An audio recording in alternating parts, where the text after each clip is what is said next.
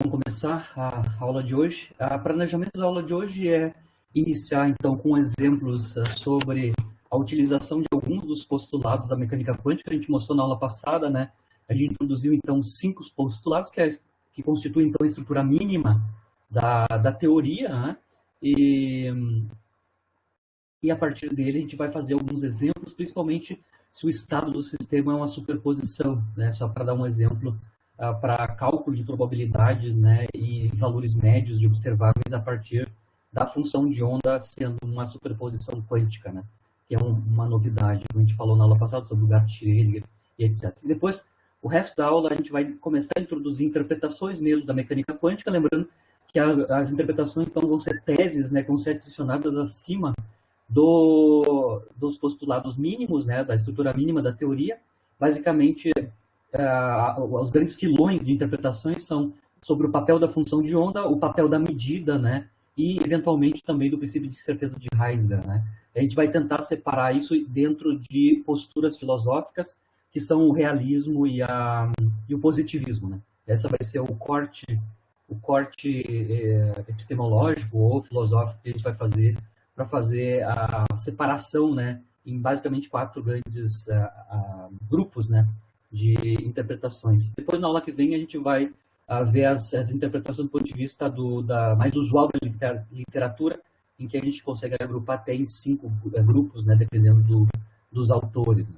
Então, começando como exemplos, né, exercício de fixação sobre os postulados, a estrutura mínima, né, como é que ela funciona, né, como a gente mostrou na aula passada, dos 5 postulados. Lembrando, só para lembrar quem são os 5 postulados, né? O primeiro é a definição de estado do sistema ou função de onda. O segundo postulado tem a ver com quem são, na teoria, a representação na teoria dos observáveis, que são os operadores lineares, né?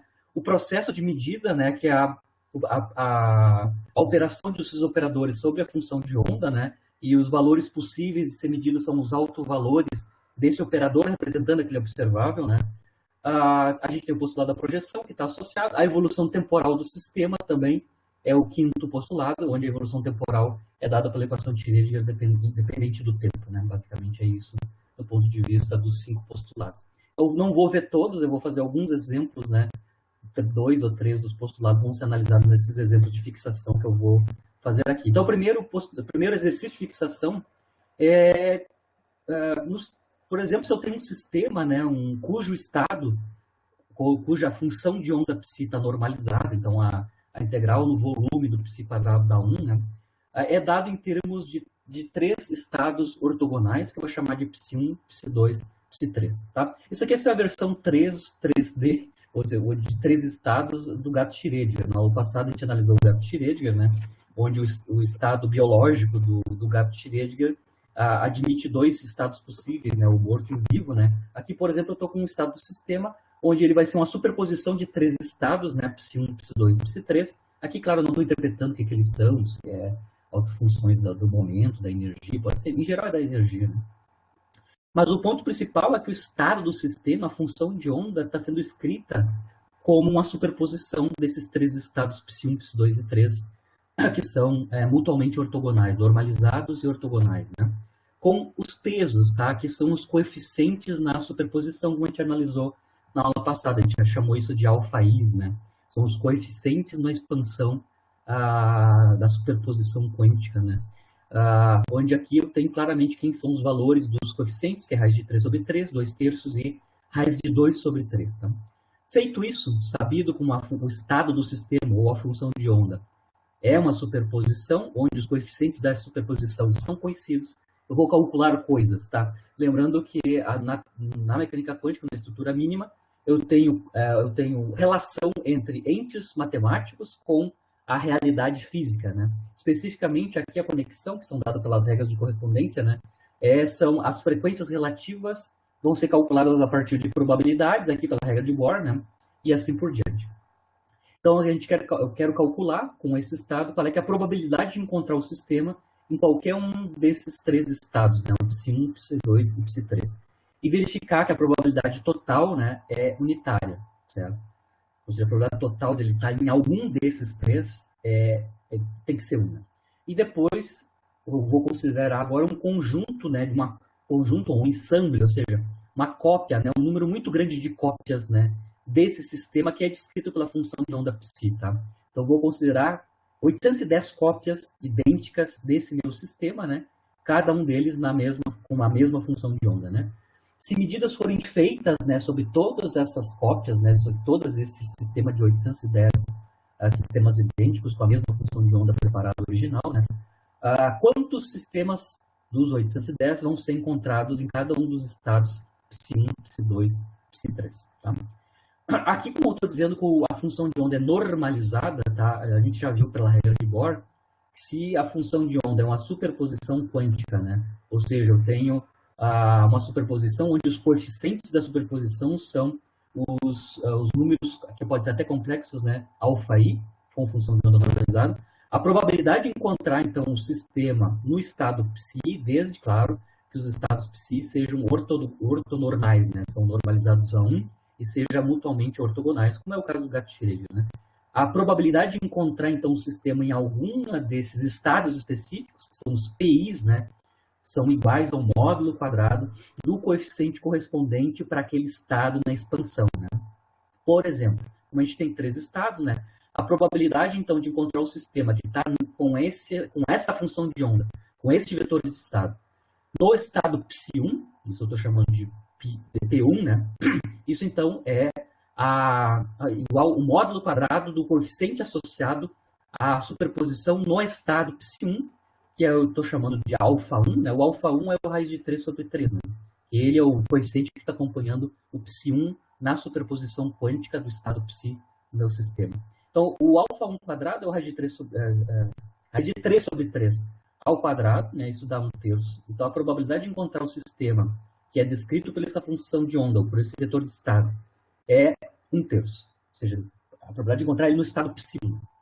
A probabilidade de encontrar ele no estado psi2, então, é o alfa2 quadrado, então é o coeficiente ao quadrado, módulo quadrado do coeficiente associado à expansão no estado psi2, que é 2/3, né? Então, tem o módulo quadrado de 2/3 dá 4/9, né? E, finalmente, o P3, a probabilidade de encontrar o sistema no estado 3, né? É o alfa3 quadrado, módulo quadrado do alfa3, que é a raiz de 2 sobre 3, né? Isso vai nos dar 2/9. Então, aqui nós temos as 3 probabilidades de encontrar o sistema e um desses estados ortonormais aqui, psi1, psi2 ou psi3. Dá para ver claramente aqui que eu tenho uma preferência pelo estado psi2, né? A probabilidade associada a ele é maior. Essas probabilidades teóricas, né, que vem da conta que é a regra de Bohr que a gente mostrou na aula passada, né? Eu mostrei que o estado de um sistema físico com 2 estados, né? Mas eu posso generalizar para vários estados. Por exemplo, aqui eu estou falando de uma superposição em 3 estados, né? Mas a regra de Bohr é sempre a mesma, né? Se a função de onda é normalizada, a probabilidade de encontrar em um dos estados da superposição é o módulo quadrado do coeficiente associado àquela função de onda, aquele estado que eu estou analisando, né? Então, eu tenho uma preferência, quase 50% de estar no estado psi2, né? Mas, claro, eu tenho outras probabilidades associadas aos outros estados. Se eu somar a probabilidade total, né? Ou seja, a probabilidade de encontrar o sistema no estado 1, ou no 2, ou no 3, são as somas das probabilidades, né? Se eu somar, obviamente, eu vou ter, claramente, está certo, né? Eu tenho probabilidade total 1, ou seja, o meu sistema está corretamente descrito pela função de onda, que é uma superposição dos 3 estados, né? Aqui eu só estou mostrando, obviamente, eu posso comparar isso, né, com um experimento. Eu posso fazer medidas, né, de quantos estados finalmente chegaram no estado psi1, psi2, psi3, daqueles 810, né, que eu falei. Como agora a gente tem, teoricamente, as probabilidades, né, a gente pode calcular, então, o número, né, N1, N2, N3, de estados dos 810, quantos deles vão recair quando eu faço a medida, né, quando eu faço o processo de medida, nesses 810 estados idênticos, né, eu vou obter, então, a multiplicação de número total pela probabilidade, isso é a predição teórica do número de estados, né, do número de cópias que estão num determinado estado, 1, 2, 3. Né? Aqui para o estado 1, então o N multiplicado pelo P1, então, ou seja, 810 por 1/3, dá 270 estados vão estar no estado psi1, 360 no estado psi2 e 180 no estado psi3. Tá? Então, eu estou multiplicando o número total de medidas por a probabilidade advinda da teoria, né? As probabilidades associadas a encontrar o estado, o sistema em um determinado estado, 1, 2, 3. Certo? Essa é a conta que eu fiz aqui, esse exemplo que eu fiz, basicamente a generalização do exemplo de dois estados que a gente viu na aula passada. Né? Então, meu vetor de estado, a minha função de onda, é uma superposição de 3 estados ortonormais, né? Onde a probabilidade de encontrar o sistema em cada um desses estados é associado ao módulo quadrado do coeficiente associado àquele estado na expansão. Né? E aqui, obviamente, a gente está fazendo um processo de medida, né? E a gente pode comparar o resultado da medida com a teoria. Né? Especificamente, a gente pode comparar as frequências relativas medidas com as probabilidades teóricas. Essa é a relação entre teoria e experimento na estrutura mínima da mecânica quântica. Né? Frequências relativas experimentais, ou seja, realidade, comparada com as probabilidades, né, que vão ser as predições para as frequências relativas. Obviamente, você consegue entender que a predição envolve construtos teóricos, né, que são os coeficientes, uma expansão, que é admitida porque a equação de Schrödinger é uma equação linear e ela admite, então, o princípio da superposição. Aqui é o meu outro exemplo, parecido com o caso anterior, só que agora é um sistema de 5 estados, mas agora eu vou designar o que significam os estados Psi1, Psi2 até o Psi5. Tá? Então, eu vou dar uma associação desses estados com algo realístico. Tá? Então, eu vou considerar um sistema cujo estado não é normalizado, então a minha função de onda, apesar dela ser uma superposição, o módulo quadrado dela integrado sobre o volume espacial não é 1, tá? Então ela não está normalizada. Tá? Então a gente vai aprender neste caso aqui como é que eu calculo probabilidades se a minha função de onda na superposição não está normalizada, ou seja, como é que eu aplico a regra de Bohr para funções de onda não normalizadas. No caso anterior, como a função de onda estava normalizada, a probabilidade de encontrar o sistema em um determinado estado ali da superposição é só tomar o coeficiente módulo quadrado dele. Quando não está normalizado, é diferente. Eu vou explicar como é que funciona. Certo? Mas então eu tenho um estado, que é uma superposição de 5 estados, né, de Psi1 até Psi5. A gente tem aqui os coeficientes explicitamente dados, né? Esses estados de Psi1 até Psi5 são mutuamente ortogonais, como foi o caso anterior, né? Ou seja, os módulos dos Psis são módulo quadrado integrado 1, né? São normalizadas e são ortogonais entre si. Como a gente já viu vários casos, né? Por exemplo, as funções de onda do proposto infinito, 1D, as autofunções são ortonormais e assim por diante. É o mesmo caso aqui, né?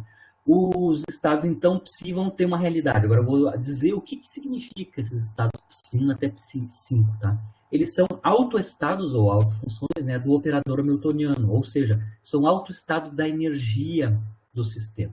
Então, se eu aplicar o operador hamiltoniano sobre os seus autoestados ou as suas autofunções, eu vou obter o valor de energia correspondente a cada um desses autoestados. Então, os Psis são autoestados da energia, do hamiltoniano. Significa que eu tenho uma equação de autovalores e autovetores para o hamiltoniano, onde os psiNs, né, de 1 até 5 são autoestados do H-chapéu, né, do hamiltoniano, e os valores das energias associadas a cada psiN vale N multiplicado por E0, onde E0 tem dimensão de energia. Por exemplo, ele faz o papel do E1, né, lá no átomo de hidrogênio, que é o 3,6 electrovolts, aqui o E0 faz o mesmo papel. Obviamente aqui os níveis de energia crescem linearmente com N e não N ao quadrado. Mas não importa, tá? Esse Psi1 até Psi5, né? Esses estados em que eu estou expandindo, né? Superpondo, fazendo superposição com eles, para a função de onda do meu estado, que eu estou analisando, basicamente são autofunções do hamiltoniano. Cada uma delas está associada a uma energia que vale N0. Então, a Psi1 está associada com a energia E1, que vale E0. A Psi2 está associada com a energia 2 vezes E0, que eu estou chamando de E2, e assim por diante. Cada uma dessas Psis representa um estado específico de energia do meu sistema, certo? Se a energia é medida, né, num número muito grande de estados idênticos, né, onde cada um desses estados tem a mesma função de onda, essa mesma superposição quântica aqui, dos autoestados ou autofunções do Hamiltoniano, dessa forma aqui, né, quais são os valores obtidos, então, quais são os valores de energia que vão ser obtidos quando eu for fazer o processo de medida e quais são as probabilidades de ocorrência desses valores de energia, né? E depois eu quero calcular qual é que é a energia média de tal sistema, certo? Então, a função de onda vai me dar toda a informação necessária sobre o que ocorre com os observáveis, quais os valores permitidos a serem medidos e qual é que é o valor médio desse observável. No caso aqui eu estou designando que observável é, né? A energia. Né? Então, como os estados são ortogonais, na verdade são ortonormais, né? Numa superposição, mas essa função de onda não é normalizada, aí a probabilidade de encontrar o sistema num estado psi, né, um desses estados aqui, é muito parecido com o caso do normalizado. Eu só vou dividir aqui o coeficiente ao quadrado, o módulo quadrado do coeficiente, pelo somatório dos coeficientes, né?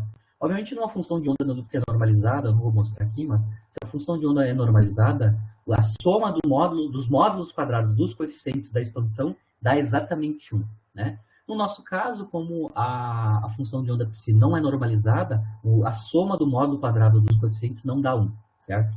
Mas, então, como é que eu calculo as probabilidades de encontrar o sistema num determinado estado psi? É muito parecido, alfa i quadrado, módulo quadrado, só que agora, como a função de onda não é normalizada, eu vou dividir por o somatório dos módulos quadrados de todos os coeficientes. Eu vou somar sobre todos os i's.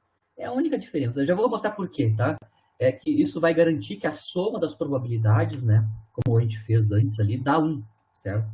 Então, aqui no nosso caso, a soma dos quadrados dos coeficientes, né, que seria a soma dos quadrados do 1 raiz de 19, 2 raiz de 19, raiz de 2 raiz de 19, raiz de 3 raiz de 19, raiz de 5 raiz de 19, que eu estou fazendo aqui explicitamente, isso dá 15, 19 avos.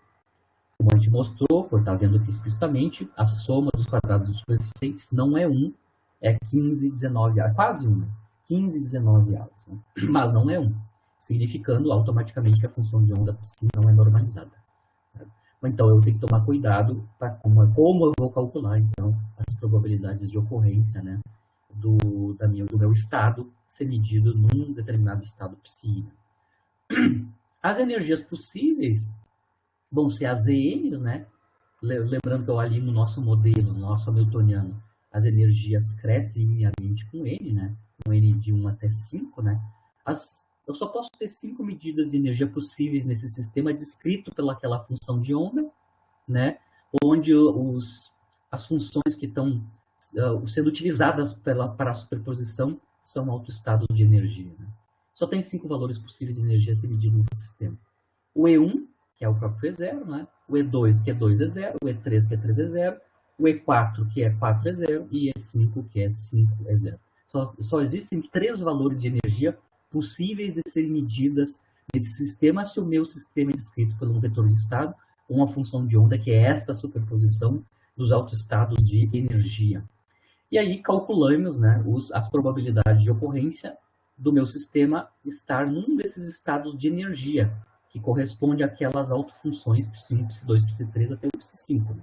Então, a probabilidade de encontrar P1, né, a probabilidade de encontrar o sistema no estado com energia E1, que é descrito pela função de onda, o autoestado ψ1, é o alfa1 ao quadrado, esse é o coeficiente associado àquela autofunção, né, dividido pela soma dos coeficientes, porque a gente tem uma função de onda não normalizada. O alfa1 é o primeiro fator aqui, associado ao ψ1, né, que é 1 sobre raiz de 19, né, módulo quadrado dele, dividido por o somatório dos coeficientes, que é 15, 19 avos, aqui eu vou botar já o inverso, né, 19, 15 avos. Isso dá 1 15 avos. Essa é a probabilidade de encontrar o sistema com uma energia E1, que vale a 0. A mesma coisa para o P2, né, ou seja, a probabilidade de encontrar a partícula ou o sistema no estado de energia E2, aí isso é o módulo quadrado do coeficiente alfa2, né, que aqui no caso é o 2 raiz de 19, dividido pelo somatório total dos modos quadrados dos coeficientes, né? Mesmo procedimento, se dá 4,15. Bom, eu repito esse processo até a probabilidade de encontrar o sistema com energia E5, que vale 5, é zero, né? O último coeficiente aqui da exposição é raiz de 5, raiz de 19, né? Módulo quadrado disso multiplicado pela 19 quinzeavos dá 5 quinzeavos. Obviamente, as probabilidades não são equiprováveis, né? A gente tem estados mais prováveis de energia. Dá para ver claramente aqui que o último estado, a probabilidade de encontrar o sistema no estado E5 é mais provável do que os outros, né? O segundo é o E4 e assim por diante, né? Provavelmente é mais provável encontrar. Esse sistema deve estar excitado, né, em energia, né, porque a probabilidade de encontrar o sistema com energia maior é a dominante aqui nas probabilidades. Né? Obviamente, eu posso comparar isso com o experimento, eu posso fazer uma medida numa série de sistemas que têm a mesma função de onda, né, mesmo estado, descrito pela função de onda psi, né? E posso comparar as frequências relativas das medidas das energias com as predições de probabilidades advindas da estrutura mínima da mecânica quântica. Ainda a gente precisaria calcular o valor médio da energia, né? No caso do valor médio da energia, como a gente tem as probabilidades de ocorrência e a gente sabe os valores específicos de cada energia, né? É de E1 até E5, nós podemos calcular a energia média fazendo uma média ponderada, como a gente tem as frequências relativas, né? E os valores de ocorrência de energia para cada uma dessas frequências relativas. Basicamente, a energia média vai ser a média ponderada das energias pesadas pelas probabilidades PI. Né? Então, eu vou somar de I igual a 1 até 5, o produto EI, cada energia, multiplicada pela sua probabilidade de ocorrência, né? Ou seja, E1, P1 mais E2, P2 mais E3, P3 até terminar em E5, P5. Né? Certo? Eu estou aqui colocando explicitamente quanto é que é cada um desses produtos. Né? O E1, P1 é 1 sobre 15 avos, é zero. O E2, P2 é 4 quinzeavos multiplicado por 2 é zero, então isso dá 8, 15 é zero, e assim por diante. Eu vou obter, então, que a média ponderada, né, vai dar 52 quinzeavos e zero. Né? Então, eu consigo calcular a média, o valor médio da energia, fazendo uma média ponderada, sabido as probabilidades de ocorrência em cada um dos estados de energia. Então, aqui eu estou dando caracterização, né, de quem são as funções de onda utilizadas na expansão. Por exemplo, aqui eu estou usando autofunções de energia para escrever a função de onda. Né? Lembrando que eu comentei isso na aula passada explicitamente, né? Em geral, eu posso utilizar as autofunções associadas a um observável, e o caso observável energia dado pelo operador hamiltoniano é o caso mais trivial, né? Eu posso sempre utilizar as autofunções do determinado operador para construir uma base, e com esta base construir qualquer outra função de onda ou qualquer outro estado. Tá? Isso é uma linguagem trivial da álgebra linear. Né? Se eu tenho uma base, eu posso escrever qualquer vetor de estado daquele espaço vetorial a partir dos vetores de base. Então, aqui eu consigo entender que o π1 até o π5, que são os autoestados do hamiltoniano, ou seja, da energia, constituem uma base e eu posso utilizar eles para construir qualquer outra função de onda, ou seja, qualquer outro vetor de estado, como uma superposição, né, linear, utilizando os vetores da base. A gente pode usar outros observáveis para construir uma base completa, né, base completa. Dentro da terminologia de álgebra linear, que basicamente se eu posso pensar num formalismo matemático que está por trás da mecânica quântica, a partir dos postulados, basicamente é a álgebra linear associado ao espaço de Hilbert, né?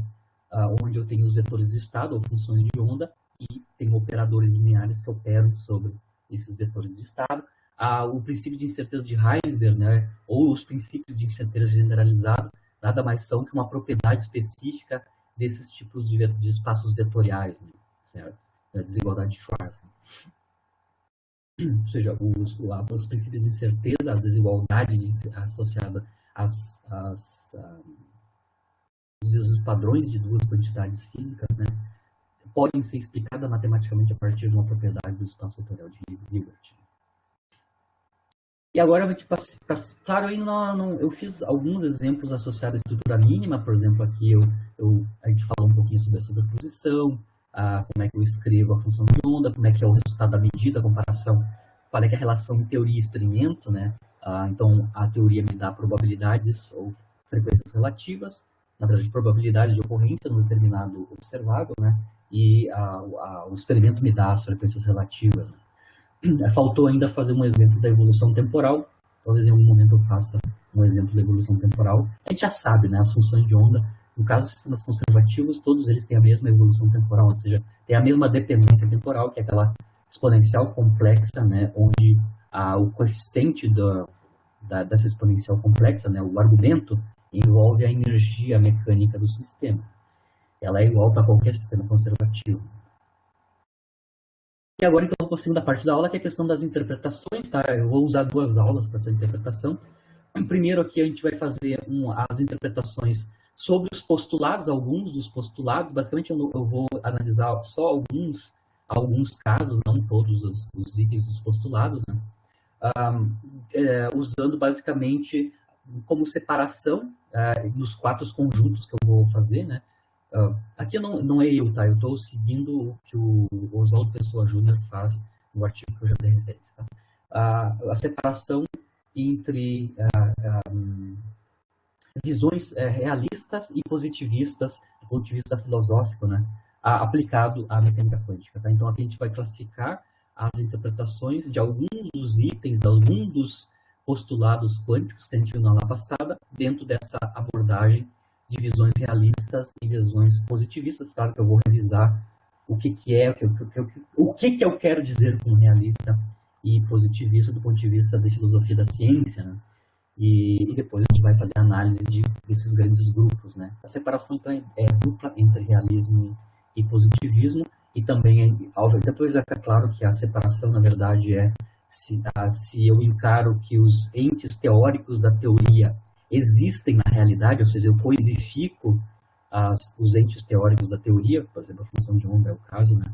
Ou não, se eu tenho uma visão mais pragmática do papel desses entes teóricos, né, na minha teoria. Basicamente é isso. Tá?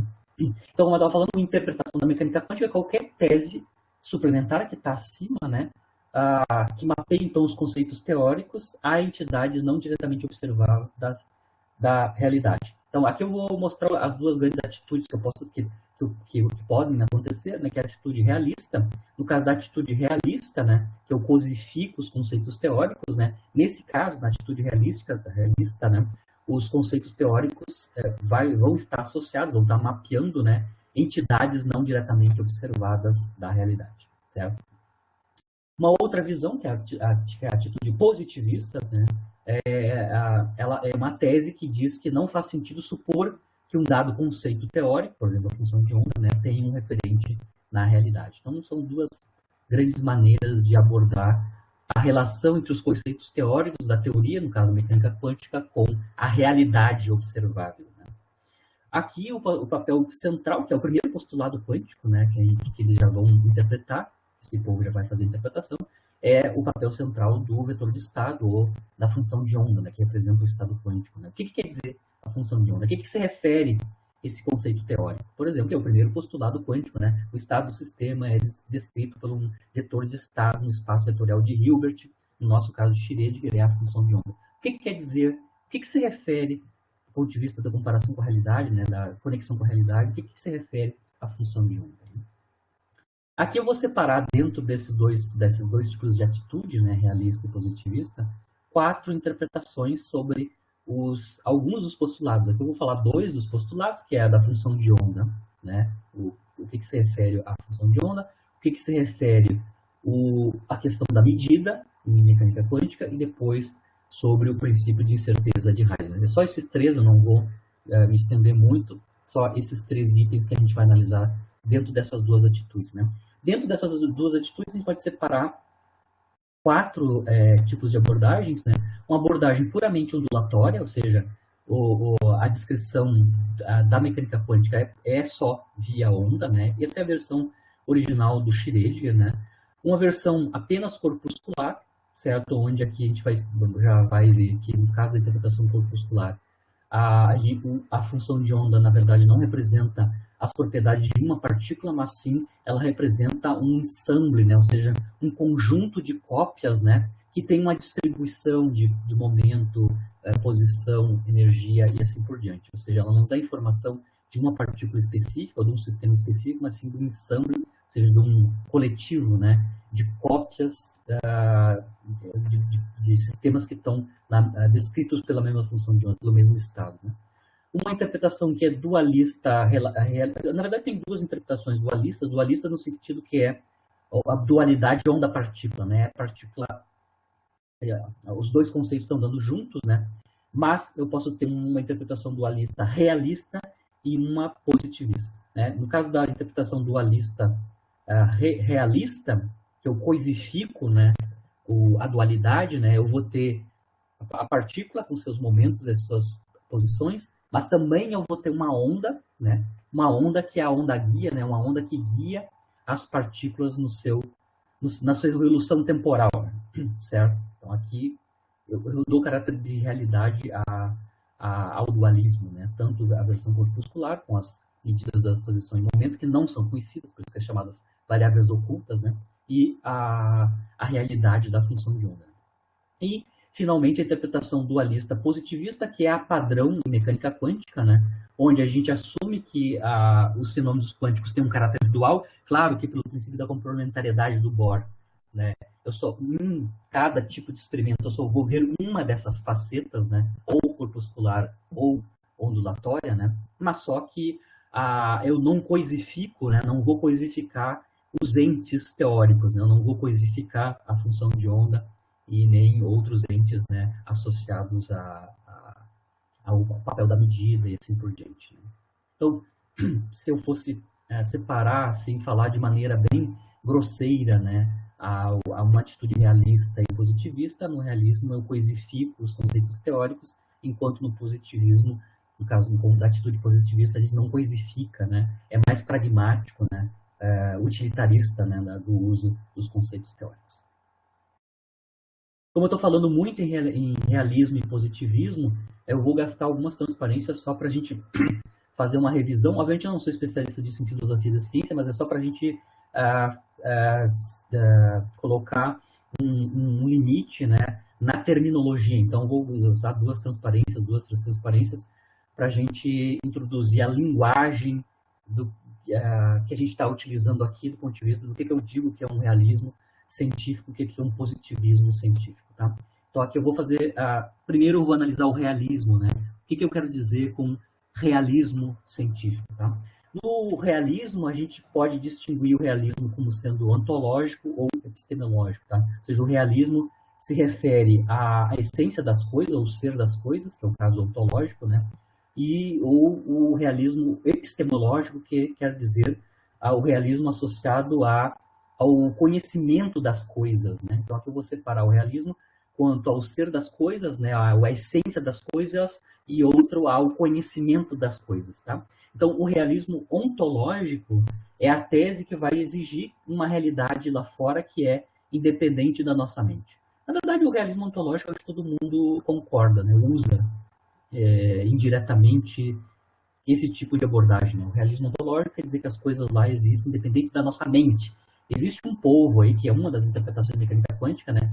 Que o consciente das pessoas importa, né? Na realidade física. No caso do realismo ontológico, não.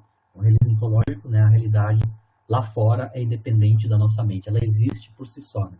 Isso é o realismo ontológico, é o realismo da essência das coisas, do ser das coisas, né? Então, vai se aceitar que o mundo microscópico, que estou especificando por mecânica quântica, né? Se aceita, então, pelo realismo ontológico, que o mundo microscópico existe independente do ser humano, ou seja, independente de nós, né? Nós pensar sobre o mundo microscópico, né? O ponto de discórdia nas interpretações de mecânica quântica não é nesse ponto do realismo ontológico, todo mundo quase aceita o realismo ontológico, né? O ponto de discórdia é sobre o realismo epistemológico, né? Então, o ponto de discórdia é se a mecânica quântica, é especificado para a mecânica quântica, né, consegue descrever esta realidade, né, que está lá fora, né, enquanto ela não é observada, na caixa preta, né, certo? Então, o realismo epistemológico ele vai afirmar que sim, que é possível, né, a descrever a realidade lá fora, né, ela pode ser conhecida de maneira fidedigna, certo? E que a mecânica quântica, se eu estou especificando mecânica quântica, incluindo uma determinada interpretação, né, descreve essa realidade corretamente, mesmo quando nenhuma medição é feita sobre o sistema. Então é isso que a gente vai analisar quanto atitude realista. Né? A atitude realista, basicamente, é o realismo epistemológico, né, que vai afirmar que eu posso descrever a natureza e ela é conhecida de maneira fidedigna, né? Fidedigna porque eu estou coisificando os conceitos teóricos, né? E a mecânica quântica, então, vai descrever essa realidade corretamente mesmo, não sendo feita nenhuma medição sobre o sistema. Aí a gente pode fazer o questionamento do que significa conhecer a realidade ou descrever a realidade corretamente, né? Que é o que está por trás aqui do realismo epistemológico, como eu falei, né? Ele tem a tese, o realismo epistemológico, a tese que a gente conhece a natureza de maneira fidedigna, né? E que a teoria, que no caso aqui é a mecânica quântica, descreve essa realidade corretamente mesmo, se eu não fizer medidas sobre o sistema. Né? Mas aí tem a questão de o que significa conhecer a realidade, né?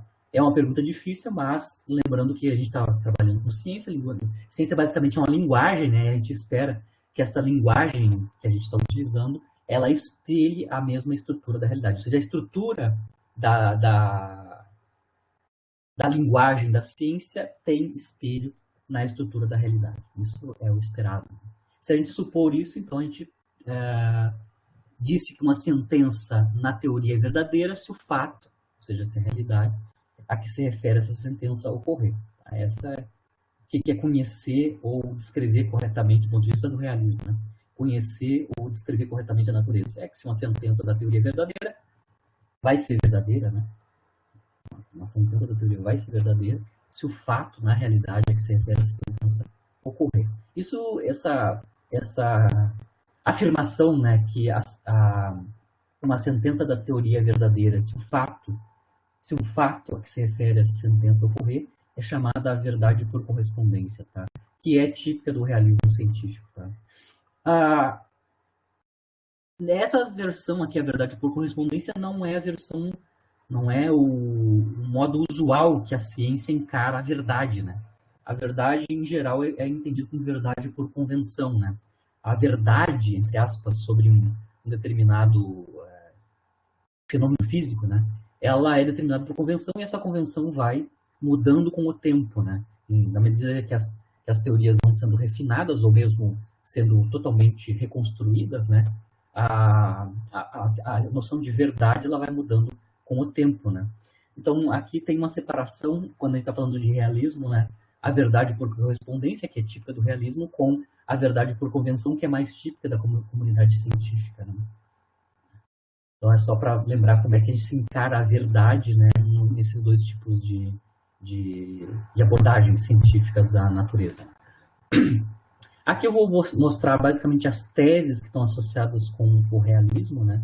Ele é calcado, na verdade, em 6 teses, 3 delas principais e 3 delas auxiliares. Né? Negações a uma ou mais teses do realismo vão constituir o antirrealismo, onde o positivismo é um dos exemplos de antirrealismo. Né? Então, uma interpretação realística, né, de uma teoria física, por exemplo, aqui a mecânica quântica, né, que vai ser, então, o realismo científico, né, ou seja, a visão realista aplicada a uma descrição de uma teoria física. Né. Então, o realismo científico tem pelo menos esses 3 itens aqui, né, comporta essas 3 teses aqui, tá? Uma das teses é o realismo ontológico, que eu já mostrei o que é, né, que basicamente está pacífico, né, quase todo mundo acredita, né, o realismo ontológico é que a realidade lá fora existe por si só, independente de nós, né? Isso é tranquilo. Teoria da verdade por correspondência, que é isso que eu acabei de falar, né? No caso do realismo científico, né? Uma sentença da teoria vai ser verdadeira se o fato a que se refere a essa sentença ocorrer. Isso é uma segunda tese do realismo científico. Terceira tese, essa aqui que é o ponto de discórdia, né? Aqui que vai ser feita toda a discussão sobre as interpretações, né? É a realidade dos termos teóricos, né?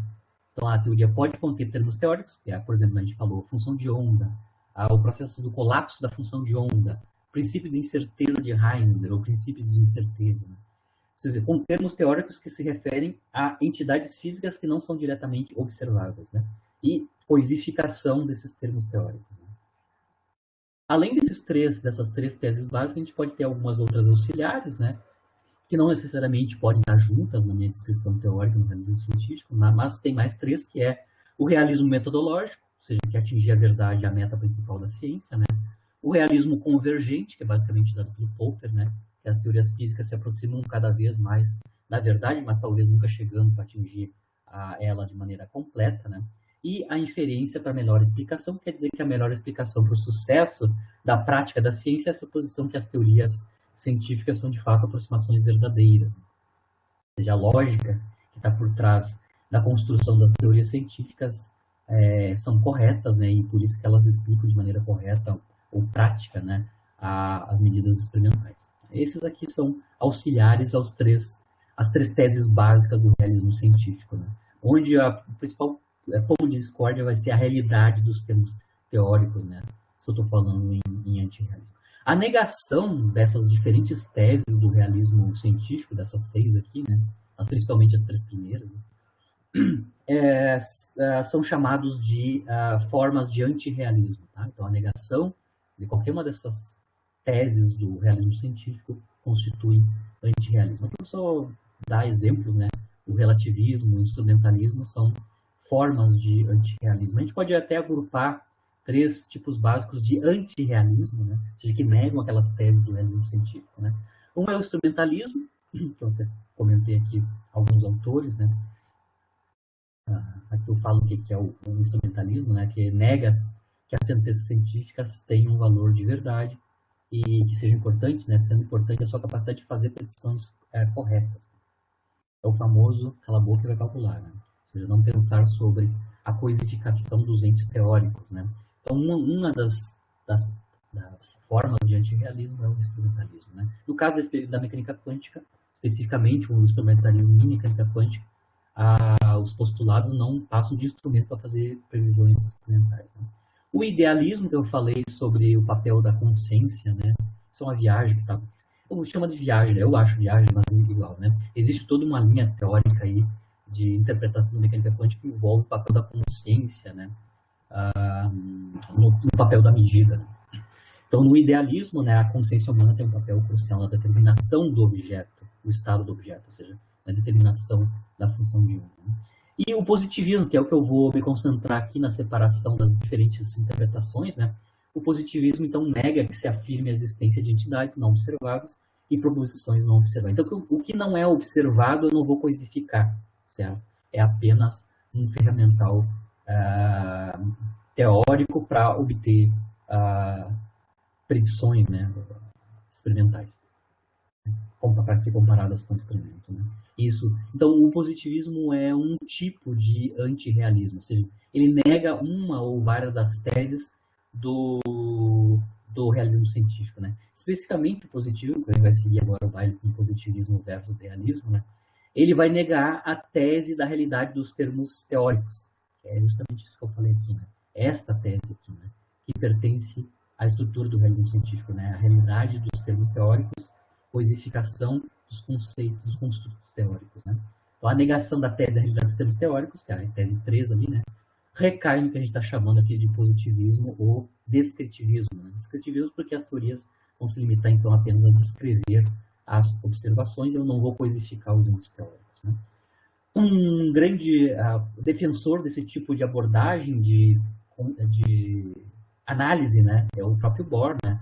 E a interpretação da complementariedade é que eu vou lembrar de novo o que é o princípio da complementariedade de Bohr. O Bohr assume que nos eventos microscópicos, né, que são descritos no nível quântico, né, a gente pode ter o caráter dual, né, os eventos quânticos têm caráter dual, ou seja, podem ser ondulatórios ou corpusculares, só que pelo princípio da complementariedade, em cada tipo de experimento, eu só vou ter uma dessas facetas ocorrendo, ou corpuscular ou ondulatório. Por exemplo, lá na difração dos elétrons, né? Onde os elétrons formam a figura de difração, apesar de eu assumir que eu tenho uma dualidade nos fenômenos quânticos, né? Nesse experimento específico da difração de elétrons, que a gente viu em aula, né? Aqui o caráter ondulatório é que está sendo colocado em faceta, né? se eu tenho fenômenos mais corpusculares, por exemplo, o efeito fotoelétrico e o efeito Compton, são fenômenos quânticos onde a faceta de partícula, né, corpuscular, entra na descrição. Então, a complementaridade quer dizer isso, né? Nos fenômenos quânticos eu tenho uma dualidade, mas para cada tipo de experimento, apenas uma dessas facetas da dualidade vai aparecer. Elas são complementares, né, mas não ocorrem ao mesmo tempo. Né? É uma coisa ou é outra. Né? Então, o Bohr, ou a interpretação da complementaridade, aceita um realismo ontológico, que é uma das teses aqui do realismo científico, o primeiro, né? Mas ele não aceita o realismo epistemológico, né? O realismo epistemológico quer dizer, basicamente, a tese ali da realidade dos termos teóricos. Né? Então, a tese da complementariedade, ou Bohr, ou a interpretação de Copenhagen, né, de um certo ponto é positivista, né, porque ela só pode definir se um fenômeno é ondulatório corpuscular após completada a medição. Ou seja, o processo de medida, após o processo de medida, é que eu vou definir se um fenômeno é ondulatório ou corpuscular, e ele vai então ser descrito por um dos caráteres duais da teoria, né, da mecânica quântica, né, o seu caráter ondulatório, o seu caráter corpuscular. Qual é que é a estrutura teórica que eu vou utilizar na mecânica quântica, eu vou utilizar para descrever aquele tipo de fenômeno após a medição. Né? Antes de uma detecção, ou seja, antes de uma medição, nada se pode dizer com segurança. Essa é a abordagem positivista da interpretação de Copenhagen ou do próprio Bohr, né? Bohr posterior, né? Bohr depois dos anos 20, né? Bem depois dos anos 20, uns 30 por aí. E o estado do sistema, que é bem definido, mesmo antes da detecção, ela é descrita pela função de onda, que é pensado no positivismo como um construto teórico que não tem coisificação na realidade, né? Ele é um construto teórico, é considerado, então, como um mero instrumento de cálculo. Então, aqui eu vou começar a fazer análise dentro dessas abordagens realistas e positivistas, tá? Aqui a gente vai separar em 4 grandes grupos, né? Quanto às interpretações de alguns dos postulados quânticos. Não vou cobrir todos os 5, apenas 3, tá? Papel da função de onda, ou seja, qual é, a interpretação da função de onda. Qual é que é a interpretação da medida, ou seja, qual é que é o estado do sistema antes de uma medida, certo? Lembrando que, no caso da coisificação, a função de onda tem realidade objetiva, né? Ela descreve alguma coisa lá antes da medição. E o princípio de incerteza, né? Como é que eu explico ele, como é que eu interpreto ele, lembrando, dentro dessas abordagens. Lembrando, interpretação de mecânica quântica não tem efeito nenhum na predibilidade da teoria. Elas são só teses adicionais, são discussões adicionais que são feitas sobre os postulados, interpretação dos postulados. Do ponto de vista prático, uma interpretação em geral, não modifica nenhuma estrutura preditiva da teoria. Continua, os postulados vão ser utilizados iguais e vão dar os resultados que a gente já conhece do ponto de vista da teoria, que está sendo interpretada é apenas o postulado em si, o que ele representa.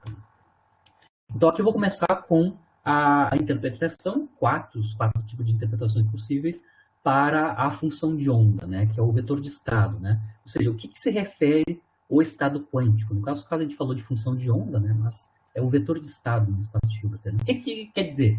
O que é a função de onda?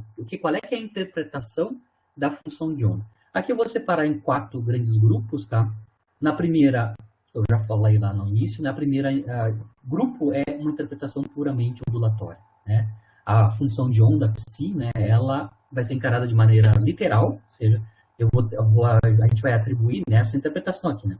Vai atribuir, então, realidade à função de onda, coisifica a função de onda, é uma função de onda mesmo, né?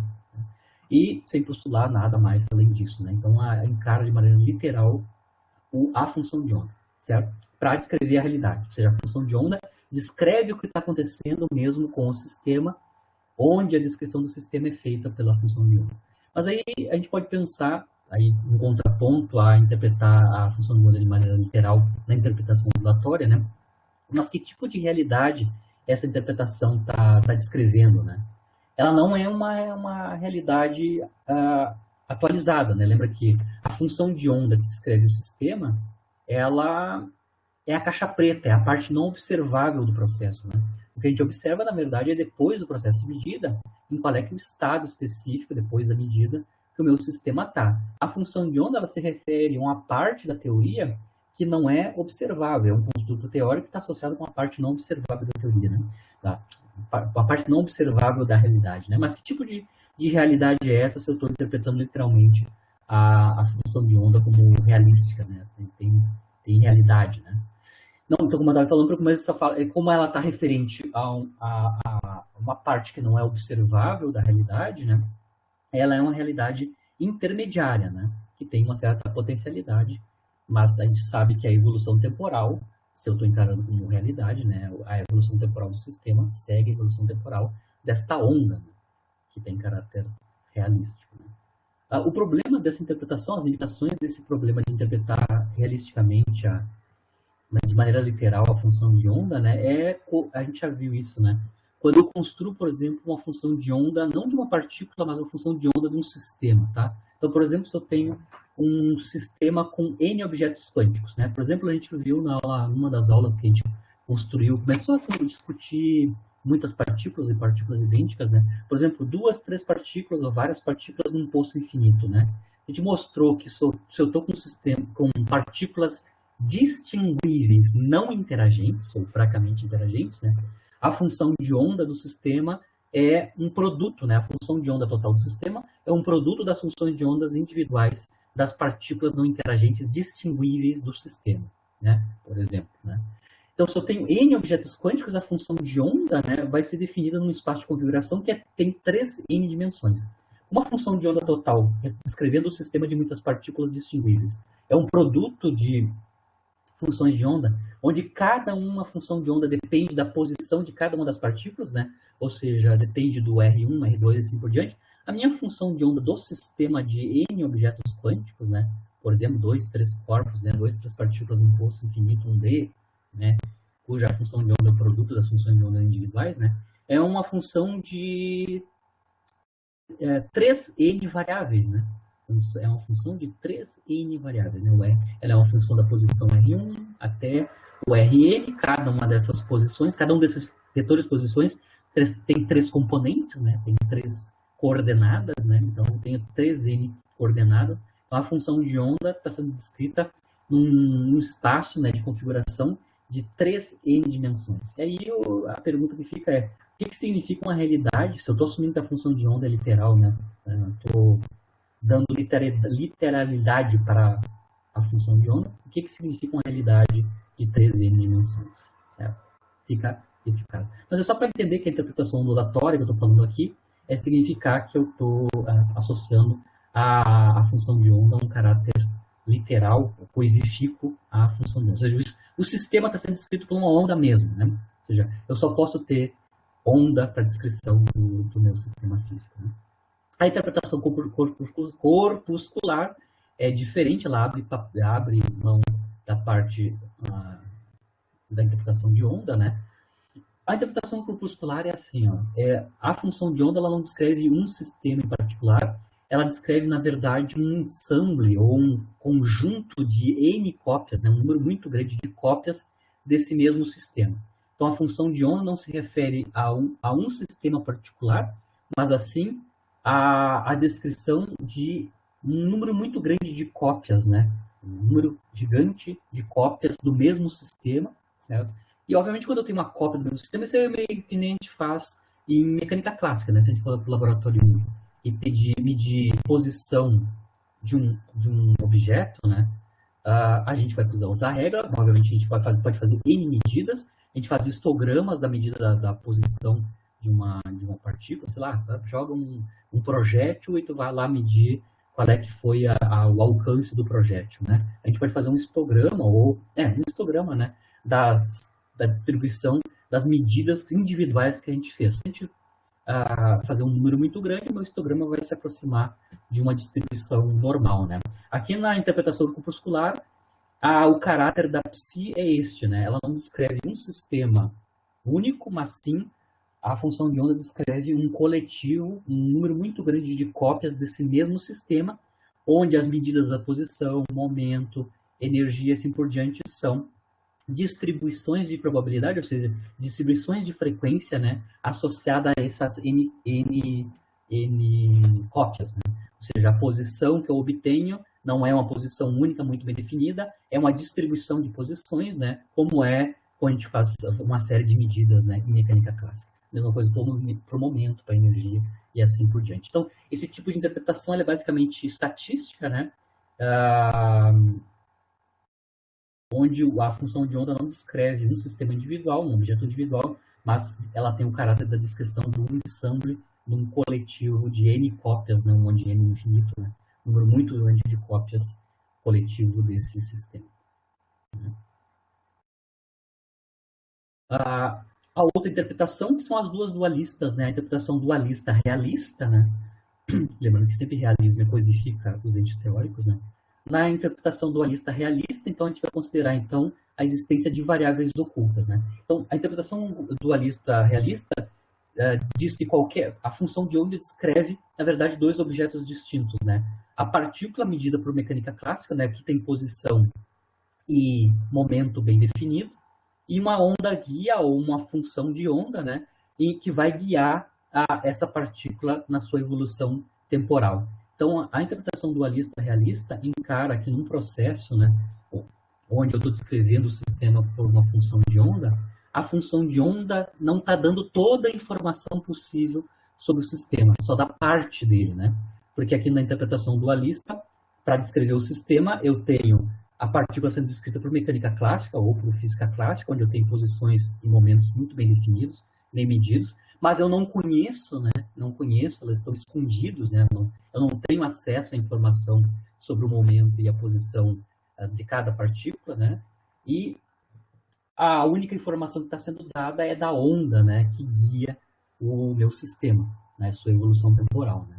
Então aqui a gente se considera nesse tipo de interpretação, né, que existem variáveis ocultas, que são basicamente a posição e o momento das partículas, que não são conhecidas, né. Ou seja, ele encara que a descrição por função de onda é incompleta, né, porque ela não mostra as variáveis que estão ocultas ou escondidas, que são as posições e os momentos das partículas, né. Então, considera que existem variáveis ocultas, por tal descrição em termos de estados, variáveis essas que são as posições e os momentos, como eu estava comentando, né? Então, o estado psi, a função de onda, né, exprimiria um campo real, então a ideia coisifica psi, é um campo real em 3D, né, que guia as ondas, né? A onda piloto na ideia do de Broglie, né? Essa ideia de onda piloto, onda guia, é originalmente dada pelo de Broglie, né? E depois refinada pelo Bohm, né? A gente vai ver na aula que vem a física, a mecânica quântica bohmiana, né, como é que ele descreve. Mas, basicamente, o Bohm parte que a função de onda está associada com uma onda piloto, né, que vai guiar, né, as partículas que deveriam ter posições e momentos muito bem definidos. Essa onda guia não carrega energia, quem carrega energia são as partículas, né, as partículas, então, é que carregam energia em momento. Né? A onda guia não. Ela vai estar associada ao psi quadrado. O módulo quadrado da função de onda está associado com as probabilidades enquanto a partícula em um determinado ponto do espaço, como a gente faz em mecânica quântica usual, né? Mas aqui ele dá um caráter coisificante, né, para a onda. A onda é uma onda guia que corre junto com a partícula, né? E aí, nesse sentido, a mecânica quântica é incompleta, né, nessas interpretações de variáveis ocultas. E, finalmente, a Standard, né, que é a interpretação dualista positivista para a função de onda, né, considera que o estado psi, ou a função de onda psi, é meramente um instrumento matemático, né, ele serve para realizar cálculos e obter previsões, né, que é uma visão instrumentalista, né, da teoria, ou dos antiteóricos da teoria. Né. A ênfase aqui é dada mais para o relacionismo, né, ou seja, que manifesta a simetria entre o estado e a função de o vetor de estado e o operador, que é aquela simetria que a gente mostrou no gráfico da aula passada, né, no diagrama da aula passada, né, a gente precisa desses dois entes, né, teóricos, né, vetor de estado e operador, para conseguir fazer predições teóricas, né, com essas duas coisas que a gente faz cálculo de médias e predições das frequências relativas, como a gente fez no início da aula, né. Então, a realidade de um fenômeno quântico só existe na relação entre um objeto microscópico do aparelho de medição. Aqui eu vou falar um pouquinho, eu vou discutir mais essa frase aqui na aula que vem, né? Essa parte em azul aqui, que o fenômeno quântico só existe na relação entre objeto macroscópico e... Perdão, o fenômeno quântico só existe na relação entre um objeto microscópico e o aparelho de medição. Isso se denomina relacionismo, relação entre o objeto microscópico quântico que eu estou medindo e o aparelho de medição. Isso vai acontecer, isso aqui é uma versão posterior do Bohr, tá? Lá nos anos 40, 50, o Einstein, Podolsky e Rosen, né, fizeram uma proposição de um experimento de pensamento, né, onde se colocava em xeque o caráter local da mecânica quântica, né? Ou seja, depois a gente vai ver sobre o paradoxo CPR, né? Para explicar, ou seja, para combater o paradoxo CPR, ou seja, a proposição do Einstein, Podolsky e Rosen, né, sobre a não localidade da mecânica quântica, né, o Bohr vai estender, além da descrição do estado quântico, o papel do aparelho de medição na descrição quântica do objeto que eu estou medindo. Tá? A gente vai ver que ele vai ter uma visão mais geral, mais ampla, né? Não só do objeto quântico específico que a gente está fazendo a mensuração, mas também do próprio introdução de como é que eu descrevo o aparelho de medição em si, né?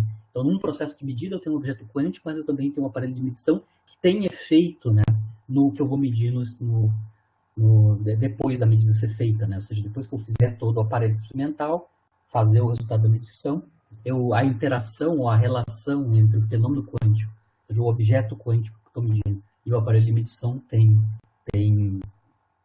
participação importante, né? A gente vai ver isso na aula que vem, que é o relacionismo do Bohr, após a proposição do paradoxo CPR, né? Einstein, Podolsky e Rosen. Aqui, um outro tipo de interpretação, a gente acabou de falar de as 4 possíveis, né? Vejam bem que dentro dessas 4 interpretações, algumas delas são positivistas, outras são realistas, né? Porque aqui está claro que a dualista é realista, né? Mas aquela corpuscular e ondulatória, ela pode ser tanto realista quanto positivista, aí depende de qual linha, né? Dentro de cada uma dessas interpretações, eu posso ter diferentes subinterpretações, né? Que fazem refinamentos sobre pontos específicos, né, da interpretação da função de onda. Então, em alguns casos aqui na interpretação ondulatória e corpuscular, eu posso ter uma mistureba, uma mistura, né, tênue entre realismo e positivismo. Né? Claro que aqui, no caso da interpretação dualista, aqui eu já separei especificamente, né, a versão dual realista e a versão dual positivista. Mas ainda nas outras duas, que é só ondulatória, só corpuscular, para o estado, né, elas podem ter uma mistura de realistas e positivistas.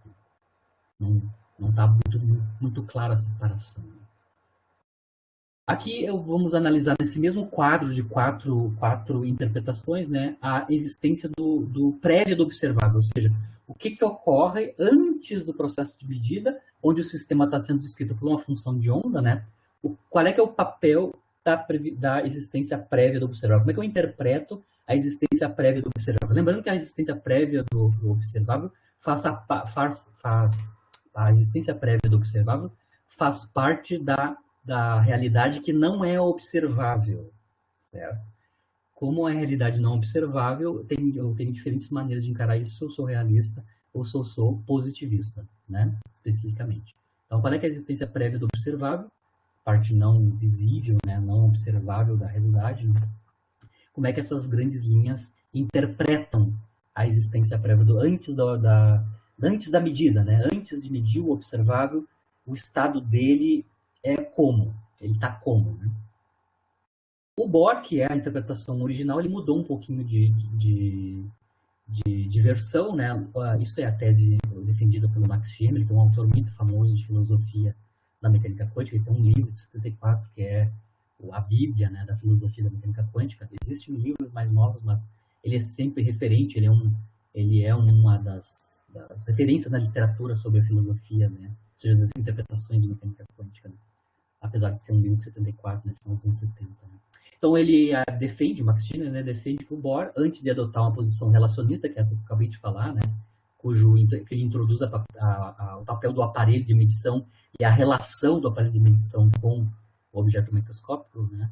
Antes dele adotar essa posição relacionista, ele tinha uma concepção interacionalista, né? Que era só faz sentido fazer alguma afirmação depois do resultado da medida, né? Então, na versão interacionalista, que era a versão que o Bohr utilizava antes de virar relacionalista, né?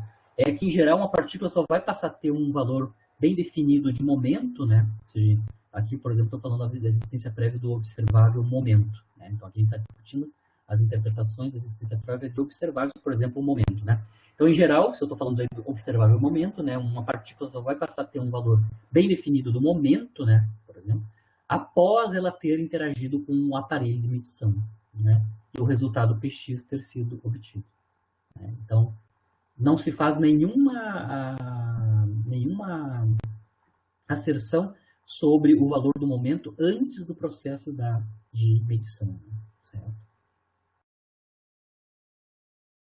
Especificamente aqui, quando a gente está falando do observável, se a gente quiser colocar em mesmo patamar, né, mecânica clássica, mecânica quântica, do ponto de vista da dinâmica, né, de mecânica, né, o observável principal, o observável chave, né, tanto em mecânica clássica quanto em mecânica quântica, deveria ser o observável posição, né. Por exemplo, em mecânica clássica, a partir da posição, todas as outras variáveis, né, cinemáticas, né, em mecânica clássica, são construídas a partir da posição, na verdade, variações temporais da posição, né?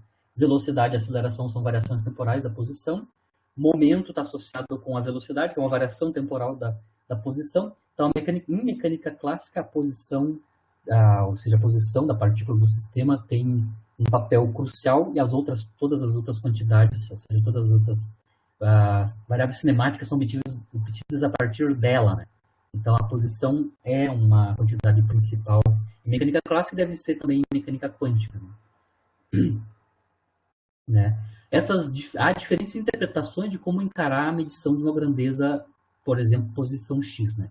Então, como é que eu encaro em cada uma daquelas 4 interpretações que eu falei, a medição de uma determinada observável, que é a posição, que em mecânica clássica tem um caráter crucial e também deve ter em mecânica quântica, né? Então, a pergunta que vai se fazer para as diferentes interpretações, aquelas 4, né? O que você pode dizer sobre a existência prévia de um valor medido de posição? Ou seja, eu fiz um experimento onde eu medi a posição da partícula e aí eu vou fazer a pergunta: qual era a posição da partícula antes dessa medida? Cada uma daquelas escolas ou interpretações vai ter uma resposta distinta ou com alguma diferença entre si, né? Então, na questão da existência prévia da posição da partícula antes da medição, a interpretação ondulatória vai ter uma interpretação clara, né, para o que acontece com o valor da posição antes da medida, né? No caso, então, que o objeto quântico encontra-se como uma superposição de estados, né?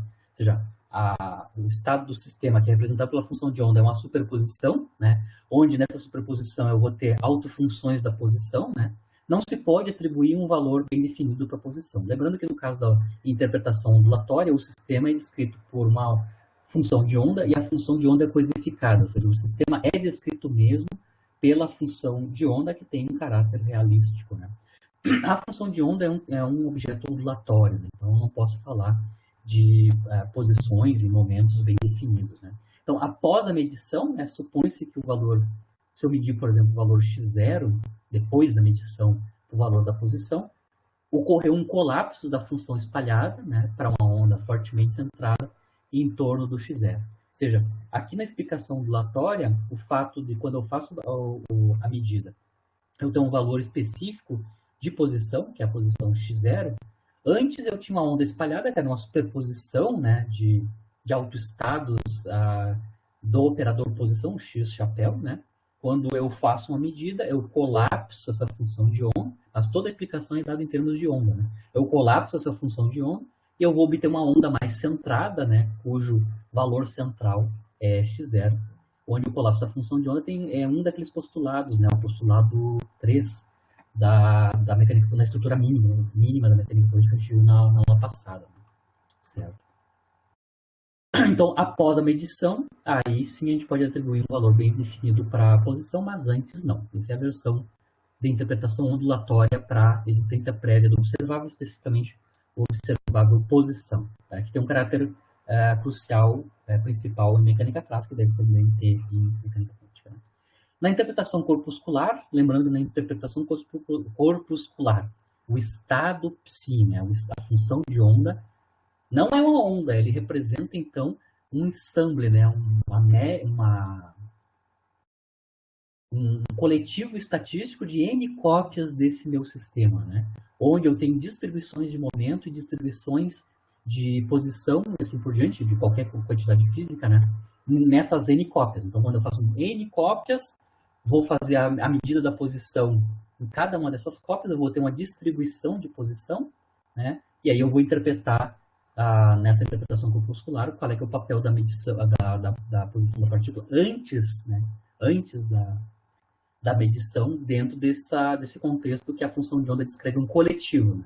Ela descreve um ensemble, né, de sistemas que são cópias desse que eu estou descrevendo pela piscina.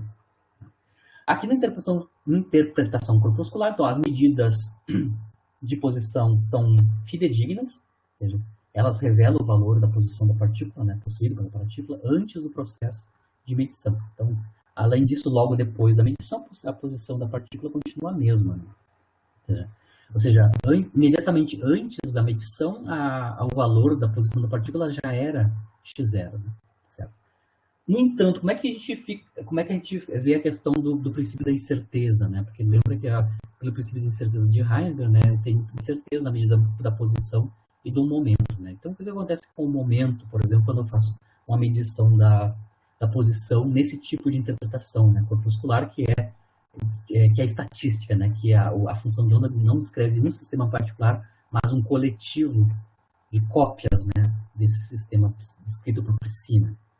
Então, no entanto, né, apesar das as medidas das posições serem fidedignas nessa interpretação, né, para explicar adequadamente experimentos em que os observáveis incompatíveis são medidos em sucessão, ou seja, observáveis incompatíveis, por exemplo, são posição e momento, né? A gente sabe em mecânica quântica que a posição e o momento são observáveis incompatíveis. Dentro da estrutura da teoria significa que os operadores, momento e posição não comutam, né? O comutador da não nula, inclusive tem um nome, né? Essa é a relação de comutação canônica em mecânica quântica. É o comutador do operador X e do operador P, né? Valendo IH cortado, né? É a relação de comutação canônica, né? Em mecânica quântica. A gente sabe que eu vou ter, claro, automaticamente uma relação de incerteza entre esses dois observáveis, né? Como é que a interpretação corpuscular vai explicar, então, por exemplo, o que acontece com o momento da partícula se eu medir a posição, ou vou medir a posição, né? Elas admitem, então, que a medição da posição provoca um distúrbio incontrolável e imprevisível no momento da partícula. Tá? E com isso, eu consigo entender por que tem uma ocorrência na limitação da medida do momento, se eu sei exatamente quanto é que é a posição. Lembrando que se eu medir exatamente a posição, eu não consigo, não posso fazer nenhuma afirmação sobre o momento, né, em mecânica quântica. Ou seja, a explicação aqui que o momento não pode ser determinado, porque o processo de medição da posição vai fazer distúrbio, né, no momento da partícula. Ou seja, a interação com o aparelho de medida faz com que o momento, a velocidade, né, da partícula seja perturbada de maneira incontrolável, e vai fazer com que apareça incerteza infinita na medida do momento. Né? Aí nós temos as outras duas, né, do ponto de vista de qual é a posição da partícula antes da medida, né, que é a interpretação dualista realista, né, onde aqui no caso da dualista realista eu tenho, como eu falei para vocês, é a teoria das variáveis ocultas. Né? Eu tenho ocultamente, né, variáveis ocultas que são a posição e o momento das partículas, que a gente não conhece, elas estão ocultas, e também tem a onda guia, né, que é uma onda mesmo que está descrevendo a evolução temporal desse sistema, onde essa onda guia as partículas do sistema, né, especificamente. Então, nessa interpretação dualista realista, né, que é a de variáveis ocultas, né, a medição da posição, das posições são fidedignas, como lembra, nessa teoria existe tanto partícula quanto onda, né, separadamente. Né? As partículas têm posições e momentos bem definidos, e a onda é que está associada com a probabilidade de ocorrência, né, de encontrar essa partícula em uma determinada região espacial. Então, esses dois entes existem ao mesmo tempo, né, ocorrem ao mesmo tempo e estão relacionados pela onda guia. Então, as medições de posição, claro, são fidedignas, porque eles assumem que existe partícula mesmo, e as partículas têm energia em momento, posição em momento muito bem determinados, como em mecânica clássica, né? Então, as partículas ainda são descritas por versões clássicas, né? Revelando o valor possuído que elas tinham, né, que estavam escondidas depois da medição. Então, elas têm valores bem determinados antes da medição. Né? Se eu ficar aqui fazendo a interpretação do que existia do ponto de vista da medida da posição antes de fazer a medição. Já existia a posição e os momentos das partículas já estavam já bem determinados antes, só que eu não conheço a determinação. São variáveis ocultas, né?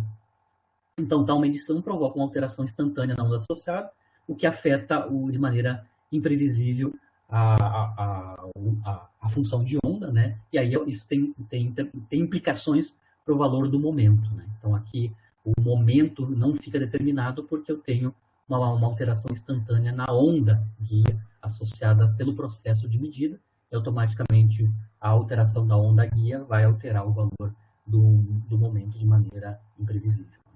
E, finalmente, a standard, né, a interpretação dualista positivista, né, que tende a atribuir realidade apenas para o que é observado. Né? Então, a rigor, não faz sentido perguntar qual era a posição de uma partícula antes da medição. Certo? A gente sabe que a função de onda quadrada é uma densidade de probabilidade de ocorrência da partícula em determinada região espacial. Né? Mas lembra, eu não coisifico a função de onda numa versão positivista. Tá?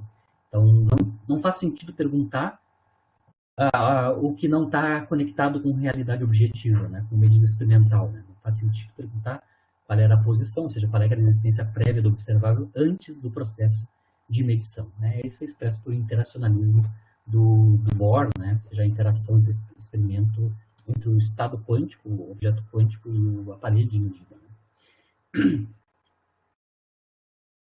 Então, basicamente, não se pode dizer nada nessa versão sobre a posição da partícula antes da medição. Só depois da medição é que a gente vai poder dizer algo sobre a posição da partícula. Antes da medição, antes da posição, a posição da partícula é descrita, né? O estado de posição da partícula é descrita pela função de onda. Só que a função de onda não está cosificada, né? O quadrado dela é uma probabilidade de ocorrência da posição da partícula dentro de uma região espacial finita, mas eu não coisifico, né? É só um construto teórico, a função de onda nessa versão dualista positivista. E, finalmente, uma última discussão sobre interpretações, né, dentro do caso dessas quatro interpretações possíveis que a gente está analisando aqui, certo? É a questão do princípio de incerteza de Heisenberg, que na aula passada eu não incluí o princípio de incerteza de Heisenberg como uma estrutura dentro da estrutura mínima da teoria, ou seja, o princípio de incerteza de Heisenberg, em geral, não está colocado dentro dos 5 postulados quânticos, né, da estrutura mínima da mecânica quântica, mas eu já discuti N vezes, eu vou falar mais uma vez, pela enésima vez, né, os princípios de incerteza generalizados, na verdade, estão já contidos dentro da estrutura da teoria, do ponto de vista do formalismo matemático do espaço de Hilbert. Né? Então, eu estou assumindo que a estrutura matemática da mecânica quântica é vetores de estado e operadores num espaço vetorial linear, normado, que é o espaço de Hilbert, princípios de incerteza, ou seja, relações de incerteza, ou seja, desigualdade associada aos desvios padrões de 2 ou mais observáveis, já está incluído dentro da estrutura dos espaços vetoriais de Hilbert. Tá? Mas, em geral, isso não é colocado como um postulado, o princípio da incerteza. Então, aqui em cada uma dessas 4 escolas, ou 4 tipos de interpretações possíveis, né, a gente vai discutir qual é que é o que significa o princípio da incerteza dentro dessas interpretações. Né? Então, vamos começar com a interpretação ondulatória, onde a onda é coisificada, né? Ela existe na realidade. Né? Ou seja, o sistema está sendo descrito por uma onda, né? Não é partícula, é onda mesmo. Né? Nesse caso, o princípio da incerteza de Heisenberg tem uma certa interpretação, que vai atribuir, então, a realidade apenas para o pacote de onda. Isso foi o que a gente fez em aula. Né? A gente acho que o Guilherme fez, ou eu fizemos essa aula aí, né, mostrando essa aula, né, onde a gente estava mostrando o conceito de pacote de onda, né, a gente discutiu o de Broglie, né, a ideia do de Broglie para associar cada partícula uma onda. Depois a gente viu um problema que era a questão da função de onda para partícula livre, né, que a gente teria que descrever ela por um pacote de onda se a gente quer minimamente localizar a partícula, né? E lá dentro da discussão do pacote de onda, a gente mostrou que o pacote de onda, se eu estou descrevendo a partícula livre por um pacote de onda, a gente tem uma limitação, né, na medida da posição da partícula, porque como a onda está sendo, como uma partícula está sendo descrita pelo pacote de onda, e o pacote de onda tem um tamanho, né, mede uma certa extensão, né, que é o ΔX, né, no pacote de onda, né, automaticamente a gente vai ter a mal definição para a quantidade ΔP, na verdade, aqui é o ΔP. Né? Então, o fato que o pacote de onda tem um tamanho finito vai automaticamente impor que eu tenho uma incerteza na medida do momento, né? A gente fez justamente bem essa discussão aqui, né? Indo a ferro-fogo, que eu estou descrevendo a partícula por uma onda localizada, que é o caso do pacote de onda. A gente fez toda uma discussão, né, de qual é que é a velocidade da partícula, a velocidade do grupo, né, a velocidade de grupo e não a velocidade de fase. Ou seja, eu estou descrevendo realmente a partícula livre com um pacote de onda, que é um objeto minimamente localizado no espaço, mas é onda ainda, né?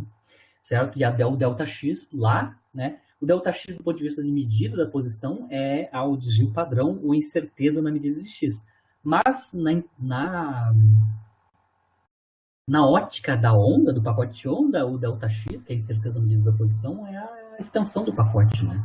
Então, se eu vou a ferro-fogo, que a partícula está sendo descrita por uma onda, a incerteza na medida da posição tem a ver com o tamanho do pacote dessa onda descrevendo a partícula, né? E automaticamente a gente conseguiu mostrar explicitamente, né, que o princípio da incerteza decorre diretamente do fato que eu estou descrevendo a partícula livre por um pacote de onda. Ou seja, o preço que eu pago para descrever uma partícula minimamente localizada por um pacote de onda é uma incerteza na medida do momento e da posição da partícula, né? A gente mostrou isso explicitamente, só usando a ideia de pacote de onda.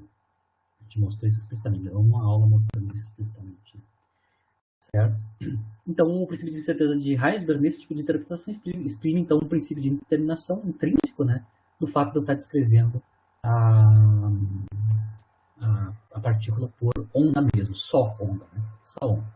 Na questão da interpretação corpuscular, lembrando que a interpretação corpuscular, o sistema ou a partícula, a função de onda não descreve exatamente aquela partícula, mas sempre um coletivo, né, com a mesma função de onda, onde eu tenho distribuições de momento e posição, né? Então, na interpretação corpuscular, né, é partícula mesmo, não é onda, né?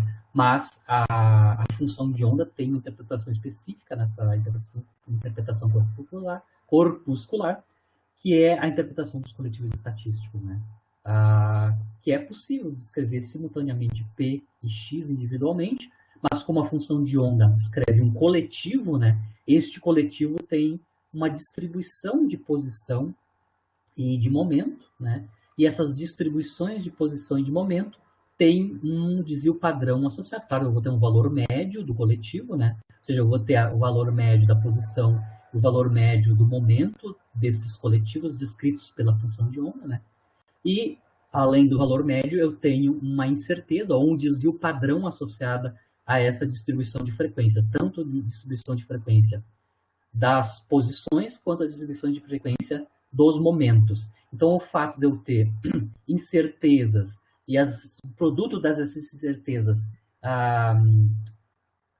estão sendo relacionadas pelo princípio, né, pela uma desigualdade, né, basicamente nessa interpretação corpuscular, o fato de eu ter incertezas nas medidas desses objetos é porque eu estou descrevendo a função de onda não descreve uma partícula, mas sim um coletivo, onde esse coletivo tem distribuições de frequência, de posição e de momento, e a cada uma dessas distribuições eu tenho incertezas, ou seja, desvios padrões associados a essas distribuições, né? E claro que a gente pode calcular quanto é que é o produto dessas distribuições, né? Explicitamente. Certo? Então, o que ocorreria é que se a gente prepara o estado quântico no estado psi, pela função de onda psi, né, onde ela está descrevendo um ensemble, né, várias vezes, né, a gente mede px e x para cada preparação e depois a gente obtém os valores que variam para cada uma dessas medições, né, e se a gente colocar nos histogramas eu vou obter então os desvios padrões associados. Então, o princípio de incerteza nessa interpretação corpuscular, ou seja, de ensemble, né, é meramente, exclusivamente uma tese estatística. Né? Os ensembles têm distribuições de momento e posição, e cada uma dessas distribuições tem a sua incerteza, ou seja, o seu desvio padrão em torno da média associado. Né? Toda essa informação está dentro da função de onda. Né? Toda a informação sobre essas distribuições de ensemble estão dentro da função de onda. Estão contidos, toda essa informação está contida na função de onda. Né? A interpretação dualista realista, ou seja, a coisificação, separação, onda-partícula, existem essas duas coisas e elas são coisificadas, principalmente a coisificação da função de onda, né? Da onda, né? Da onda guia. Né? Então, nessa interpretação dualista aqui, a partícula tem sempre posição e momento, lembra que existem essas duas coisas separadas, né? A partícula, descrita por mecânica clássica, tem posição e momento, sendo guiadas pela onda guia, né? E a onda, o módulo quadrado dessa onda dá a probabilidade que a gente sabe calcular em mecânica quântica. Né? Então, a posição e o momento, nessa versão dualista realista, são bem definidos, só que eles são desconhecidos, são variáveis ocultas, né? Antes do processo de medição, eu não sei quanto é que são os valores de P de X, porque eles não são informados, né? Só o que eu conheço é a função de onda, e o quadrado da função de onda é uma densidade de probabilidade de localização da partícula, né? No espaço. Né? Se medir x com boa resolução, temos necessariamente então, uma incerteza ou desconhecimento grande para o momento, né? Pois a medição de x por um aparelho macroscópico provoca um distúrbio incontrolável no valor do momento, ou seja, eu já tinha falado antes ali quando eu estava falando sobre a função de onda, né? O fato de eu fazer o processo de medição, né, faz com que a função de onda colapse num determinado estado, né, e essa mudança da função de onda automaticamente vai mudar a predição para o valor do momento associado àquela partícula. Apesar que o momento e posição são considerados como sendo clássicos, né, junto com a onda guia. E na interpretação dualista positivista, que é a padrão, né, o fenômeno não pode nem ser ao mesmo tempo corpuscular e ondulatório, só pode ser uma coisa ou outra, né, pelo princípio da complementaridade do Bohr, né? E sempre, lembra, a interpretação positivista, dualista positivista é uma tese positivista, né? E aqui eles vão encarar o princípio da incerteza de Heisenberg como sendo que só a realidade é aquilo que é observável. Então, se a gente for fazer medições experimentais em nível quântico, a gente sabe que o princípio da incerteza de Heisenberg é obedecido, né? É observado, né? Nas nossas medições de objetos quânticos, né? O produto das incertezas tem que ser maior que h cortado sobre 2. Na verdade, a gente mostrou, fez cálculos numéricos para vários exemplos, né? Em aula para sistemas quânticos, né? Partículas no impulso, acho que o artigo do impulso livre a gente fez, né? Qual é que é o ΔX e o ΔP predito na mecânica quântica para o produto dos momentos. A gente sempre vai mostrar que sempre vai dar h maior que h cortado sobre 2. Tem uma desigualdade sobre o produto das incertezas ou dos desvios padrões. Né? Mas aqui, no caso da interpretação dualista positivista, do ponto de vista do que é, o que quer dizer, né, o princípio da incerteza, aqui não tem sentido falar em uma partícula com momento definido se eu medir a posição. Então, toda a discussão aqui é depois da medição. Né? Se eu medir a posição da partícula, não tem sentido falar do momento da partícula depois, um momento bem definido, né, depois da medição, né, porque a gente sabe que o princípio de incerteza é intrínseco, né, à teoria quântica e ela corresponde à realidade do ponto de vista empírico.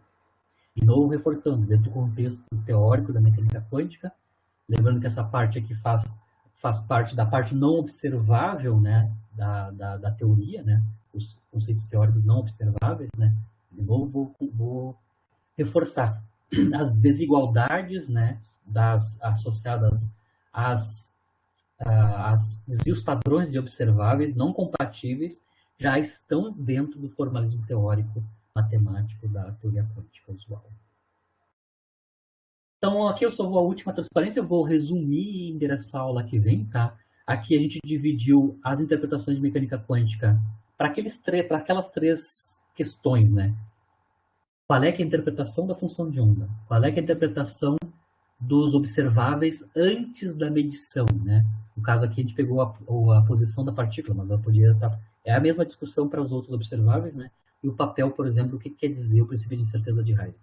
Claro, eu não cobri todos os 5 postulados, mas alguns deles, 2 deles, né, na verdade, dentro desses 4 grupos, né, usando 2 critérios, né, a gente mostrou ali na separação, né, basicamente um critério ontológico, né, qual é a natureza última da realidade física, né, ou seja, é só corpúsculo, o objeto quântico, ou é só onda, ou é algum tipo de dualismo. Dentro desse tipo de dualismo, eu posso encarar realisticamente, né? Posso ter uma visão realista ou uma visão positivista desse dualismo. Né? Então, do ponto de vista ontológico, ou seja, do que é a coisa, né? O que é a realidade física, né? Ou seja, o ser da realidade física, se é corpúsculo, se é onda. Ou seja, se o objeto quântico é só corpúsculo, só onda, ou é dual, e as duas facetas da dualidade, tanto realista quanto positivista. E a outro corte que a gente fez, além da teologia, é a epistemologia, né? Até que ponto a teoria descreve esta realidade, né? Aí a gente separou em 2, né? Positivismo e relativismo, né? E realismo, né? No caso do positivismo, ela só descreve a realidade que podemos observar e medir. Ou seja, os entes teóricos vão admitir interpretação só se eles estão associados com caráteres observáveis da realidade, né? Do realismo, não, né? Os conceitos teóricos também representam corretamente, ou deveriam representar, né? Uma realidade por trás das observações, mesmo que a gente não está fazendo medidas sobre o sistema. Né? Então, a gente agrupou dentro desse corte ontológico epistemológico, né?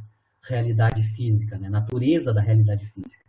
E até que ponto a teoria descreve a realidade, né? A gente agrupou nesses 4 grandes grupos, que é uma possibilidade. Isso aqui, esse agrupamento com este corte filosófico, né, com esse corte científico, né, em ontologia e epistemologia, né, e a separação em 4 grandes grupos é o que o Oswaldo Pessoa Júnior faz no artigo que eu mostrei na aula passada, que eu estou me baseando para fazer essa transparência. Né? Então, a gente mostrou aqui as interpretações para alguns aspectos da teoria mínima, né, dos postulados da estrutura mínima da teoria da mecânica quântica, entre ondulatório, corpuscular, ou seja, só onda, só corpúsculo.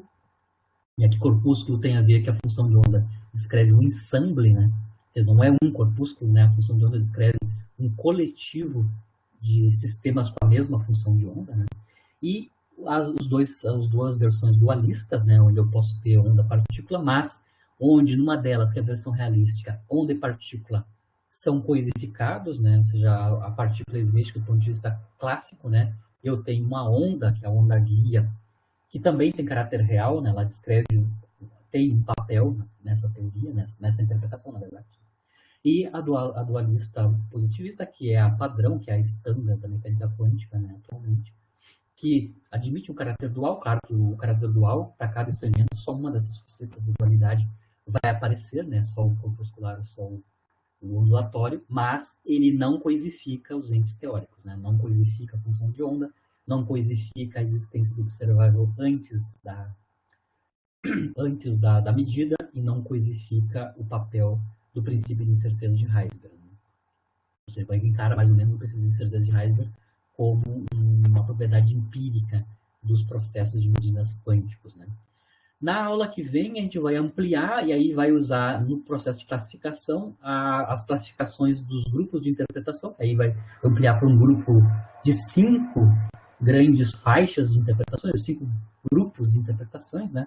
A partir do livro, né, clássico do Max Jenger, né, que é esse livro, que é a Filosofia da Mecânica Quântica, as interpretações da mecânica quântica em perspectiva histórica. Tá? Esse é um livro bíblia da filosofia da mecânica quântica. Existem outros, até na aula que eu vou... Tem um livro do ano passado, 2020, do Jim Bogarts, né? Que ele também faz um upgrade, né?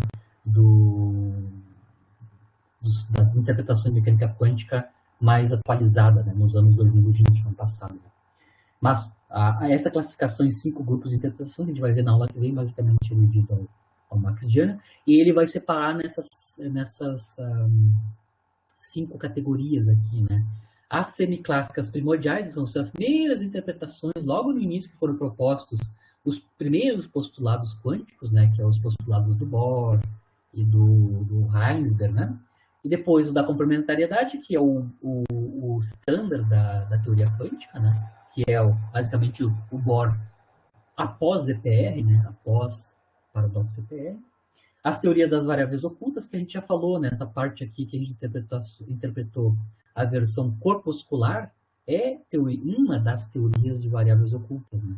Variáveis ocultas, quem está oculto é a posição e o momento, que é descrito classicamente, né? E associado às variáveis ocultas, que são energia, a posição e momento, nós temos a onda guia junto, né? Ao mesmo tempo, descrevendo o sistema.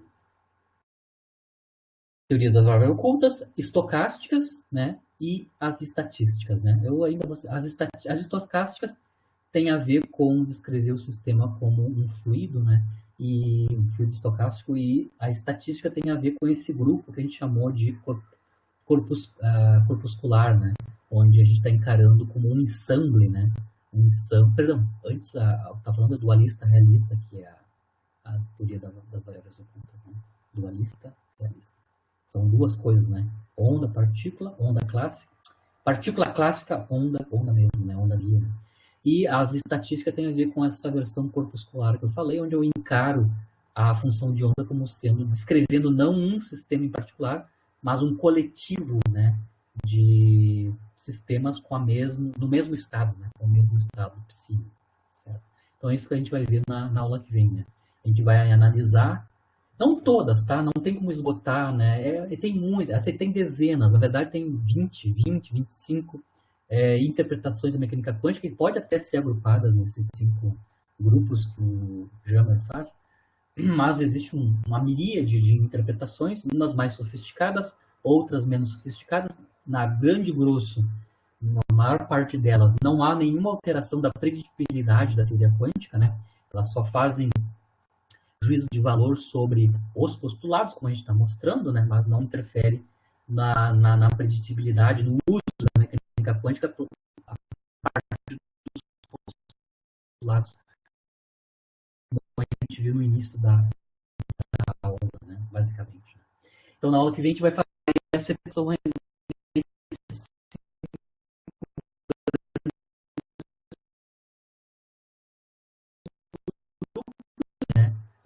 dentro desse semiclássico, na verdade, que é a teoria das variáveis ocultas, onde o dualista realista está dentro, né, as estocásticas e as estatísticas. Não vou esgotar todas, eu vou só resumir as mais famosas, né, assim por diante. As mais famosas dentro dessas 5 categorias. Tá? Então, acabo por aqui a aula de hoje, fico à disposição de vocês. A aula de hoje é mais conceitual.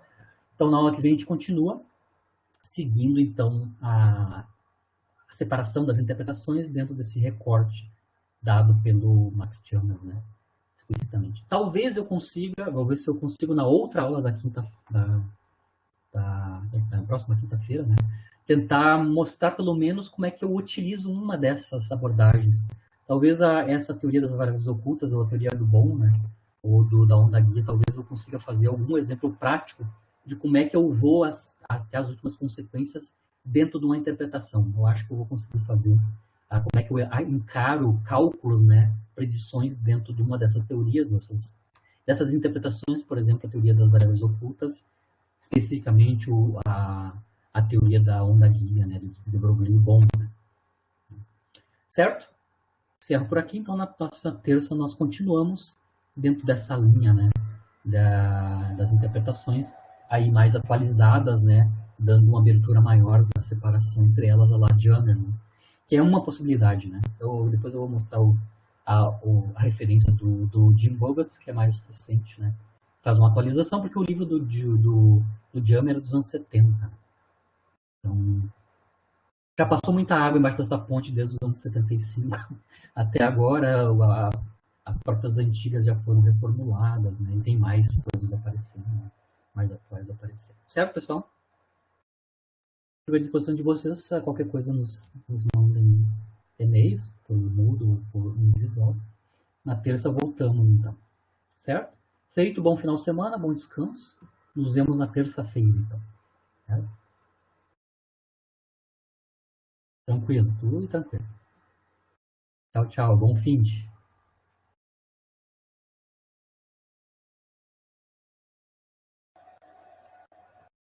Sem problema, Renato. Vai ficar gravado, como sempre. Tá? Tranquilo, pode ouvir com calma. E as transparências já estão disponíveis lá. Pode pegar o início